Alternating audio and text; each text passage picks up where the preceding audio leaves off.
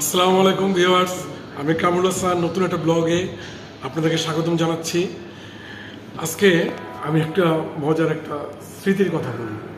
আমার এক পরিচিত আঙ্কেল, ওনার খুব একটা অভ্যাস হলো গাড়িতে উঠে ঘুমানো। উনি মনে করেন মিরপুর থেকে পল্টন যাবে, চলে গেল যাত্রাবাড়ি। এই ভদ্রলোকই একদিন ঢাকা থেকে বরিশাল রওনা দিয়েছে, যথারীতি লঞ্চে ঘুম। চাঁদপুর থেকে যখন লঞ্চটা ব্যাক করছে, উনি ঘুম থেকে উঠে দেখে যে লঞ্চটা ছেড়ে দিয়েছে। উনি না বুঝেই পানিতে লাফ দিল। লাফ দেওয়ার পরে লঞ্চটা চলে গেছে স্রোতের মধ্যে। উনি বয়ের মধ্যে সেই উঠে দেখলো যে আশেপাশে কিছুই দেখা যায় না। হঠাৎ করে ভালো মতো তাকিয়ে দেখে যে উনি চাঁদপুর আছে।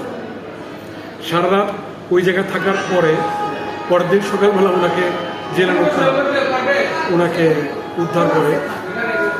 যাই হোক, আমাদের না জেনে না বুঝে ঘুমানো উচিত না। যদি ভালো লাগে শেয়ার করবেন এবং সাবস্ক্রাইব করবেন। ধন্যবাদ।